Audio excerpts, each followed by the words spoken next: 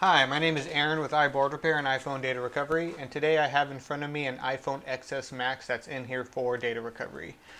This one has been smashed very badly. It's very physically damaged. It's been to another repair shop already and they were unable to solve it. And I have noticed a signature problem on here that I kind of want to go over with all of you. So I'll show you the phone here. It is pretty severely bent, you could probably see.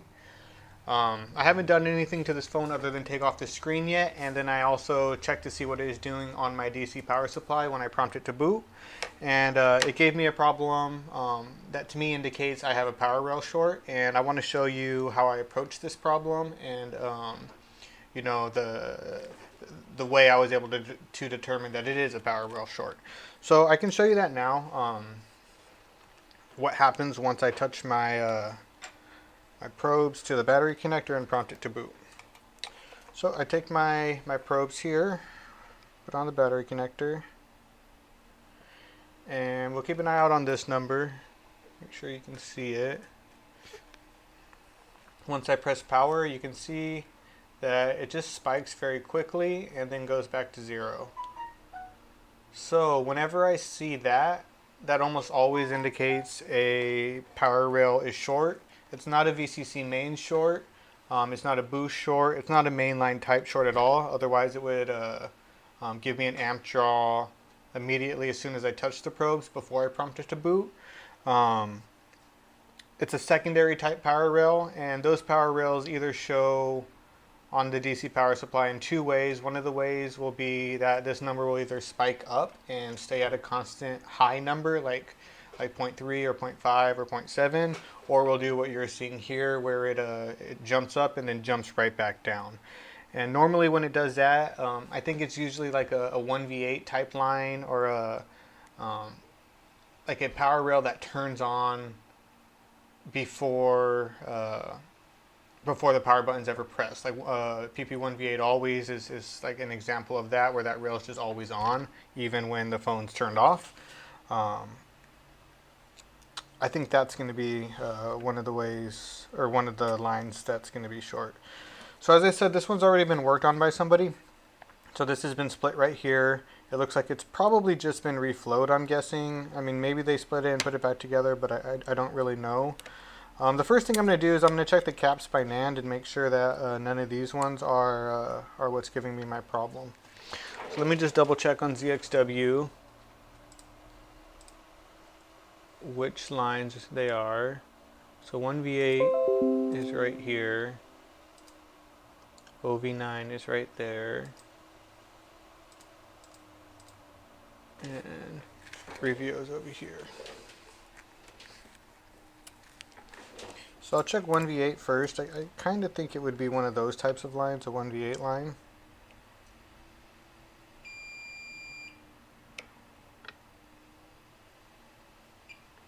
And no, it doesn't appear to be short.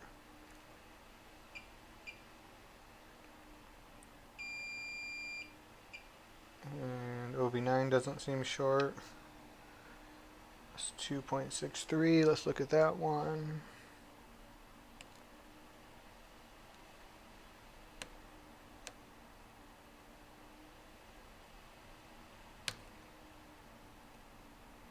I shorted out myself. Oh, my probes are backwards. No wonder I was getting weird readings.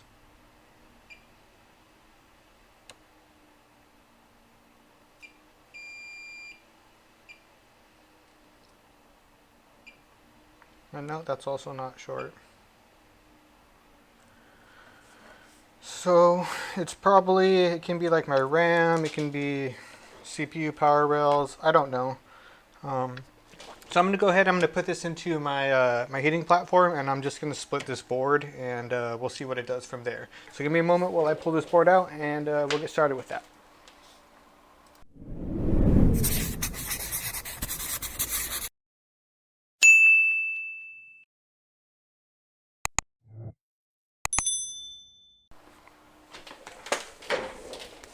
Okay, so board is out of the housing.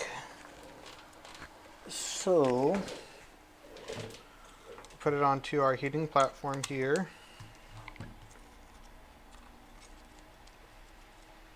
and we'll separate the layers. This heating platform takes about 4 minutes for it to get to the temperature where it's ready to pull apart. So I'll put a timer for that long.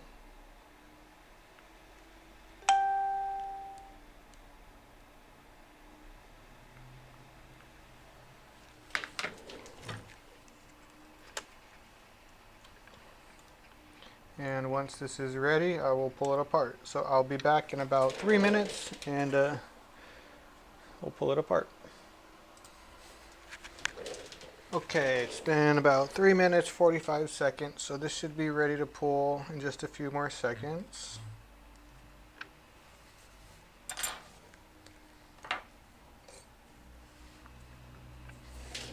Let's see if it wants to release yet.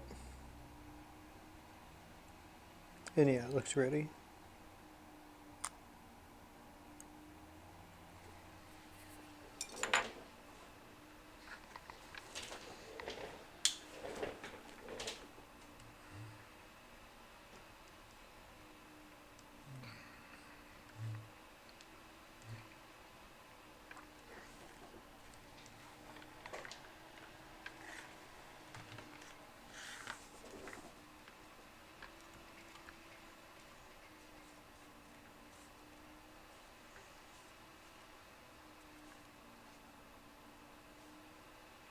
I definitely think this board has been split just from the way the solder paste is on here, or thermal paste I should say.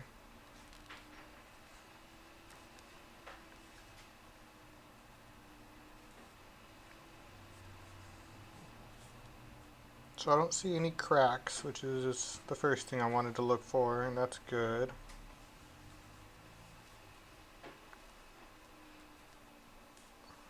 I think right away I'm going to see if the top board still has the same problem that it had before, because the problem could have been on that bottom board and it could be clear now. So let's just double check that I still have the same problem.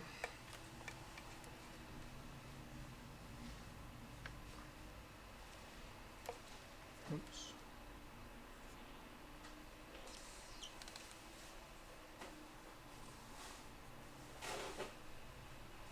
No, I don't remember where the power button line is on the XS. Let me double check.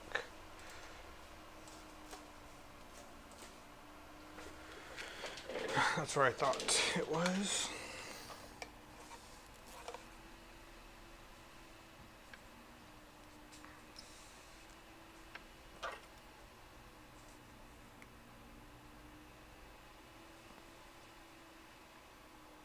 And yeah, it's still doing the same thing.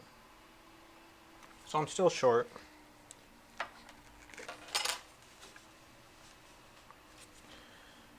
So I want to check the RAM lines next. I can never quite remember where the RAM lines are on this phone, so I'll have to double check that.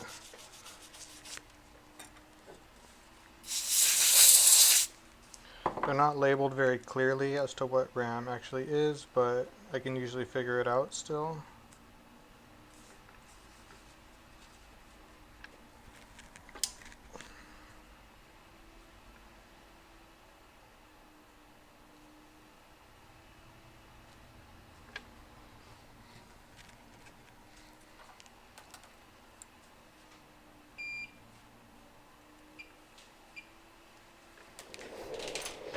So yeah, let's see if I can find those lines.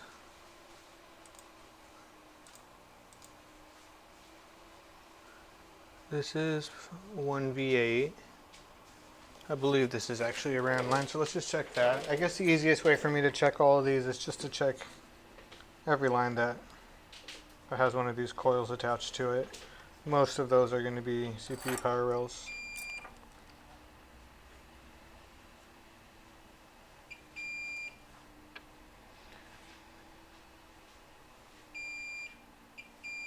And there it is. That was fast. So that is a RAM line.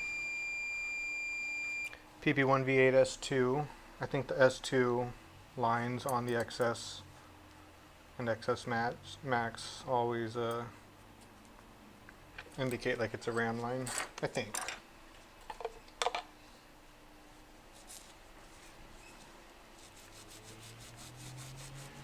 So I'll inject a little bit of voltage in there to just verify that it's actually short, and it's not just like a super low resistance line, but I'm pretty certain that was like a full short.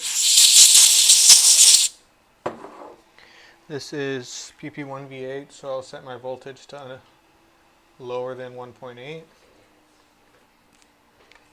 An easiest way to verify that something is short is touch the voltage and see if you get an amp draw. And I do. Immediate amp draw of 0.8. So that's going to give me enough heat to show me where the short is, and hopefully it doesn't show up on my RAM. Hopefully it's a cap somewhere or some other chip. There are a few other chips on here that are powered by that line as well. I think this one and this one are. So I'll freeze it and let's inject and see if we can find where the short goes.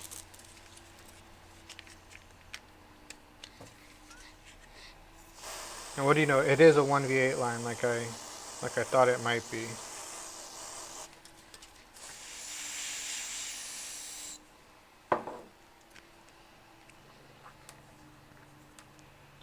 So I really just don't want to see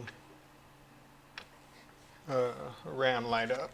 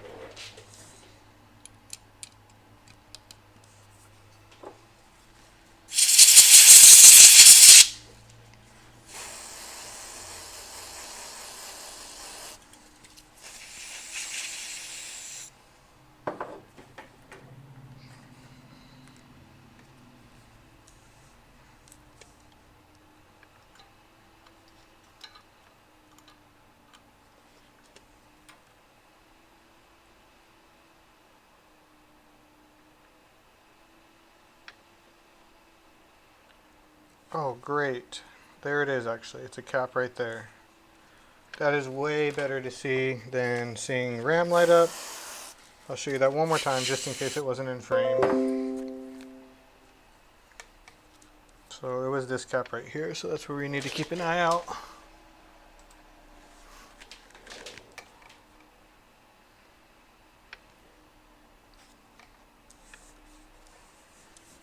Want all of it to be in frame if possible.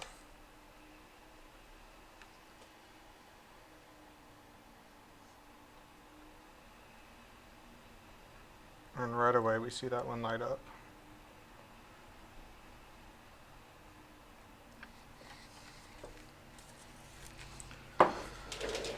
So that's fine, that's great. Let's see, yeah.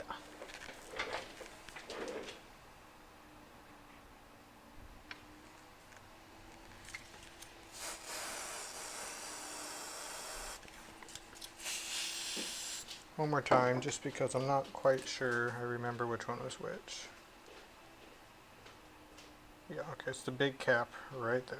Easy, easy, easy.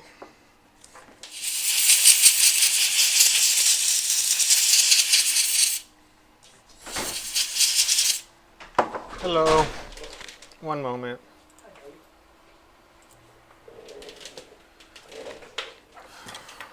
Okay, so I will go ahead and remove this cap, and this should fix our problem.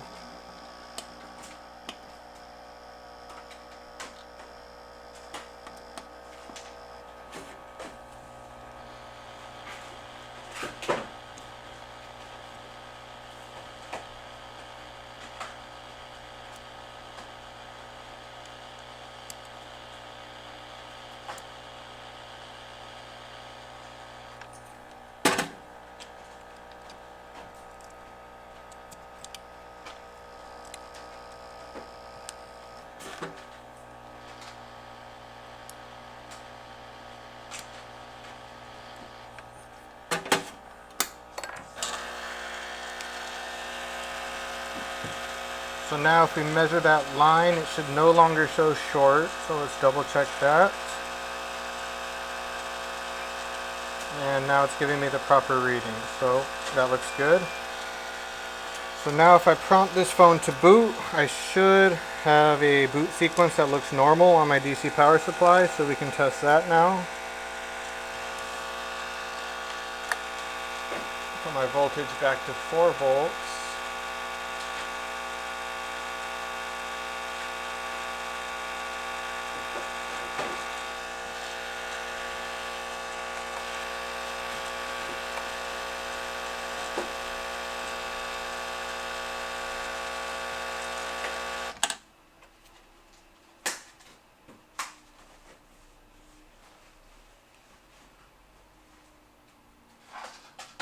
And that definitely looks like a better boot sequence. This phone is most likely booting now, so I'll grab a battery, screen, and charge port, and we can double check that it's actually booting.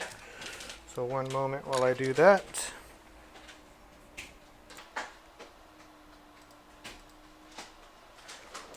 Okay, battery, screen, charge port is here.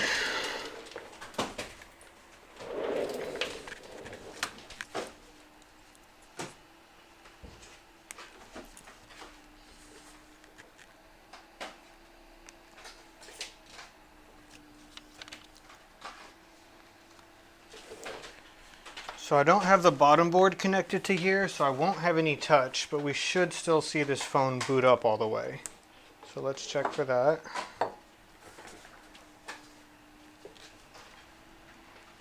And yeah, I have an Apple logo.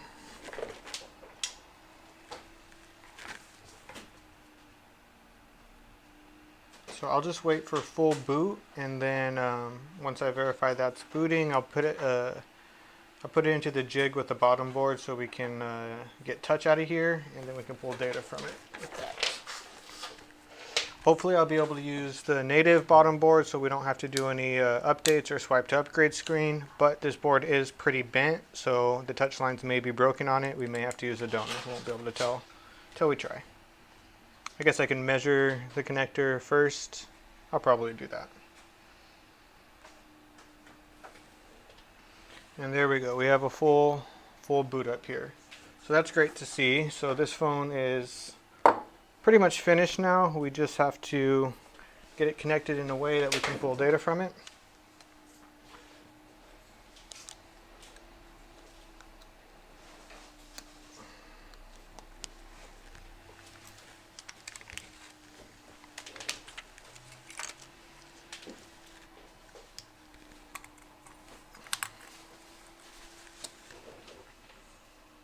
So I would like to use the original bottom board if possible.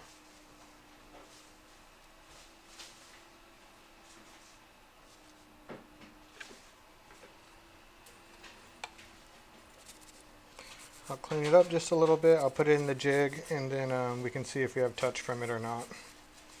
I guess it's not super viable to actually measure the connector here because we're missing half of the lines which are connected to the top board right now.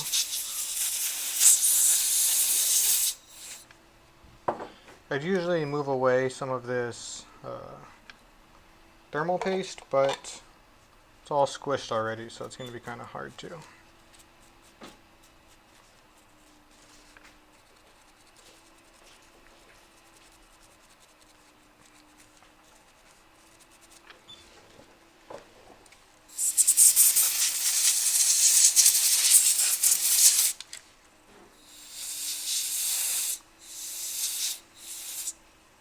So I'll go ahead and grab my jig and we can see if this works.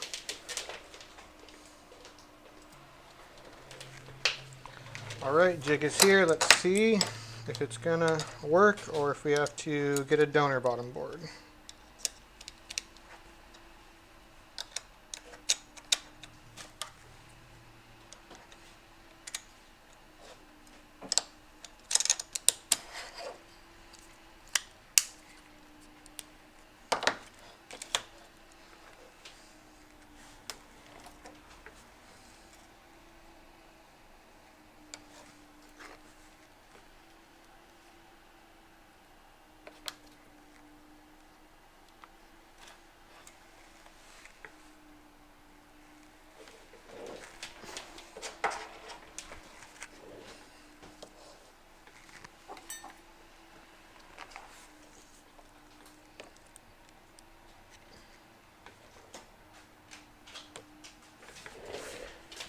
right, all connected. Let's see.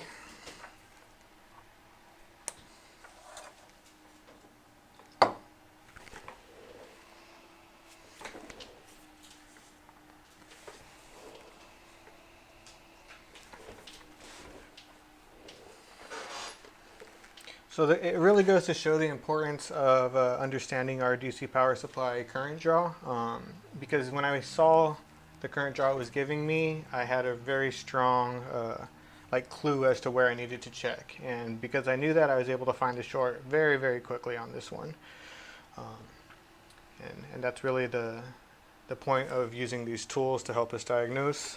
We want to figure these out as quickly as possible. And touch is working, so that's absolutely wonderful. Let's make sure our password is correct.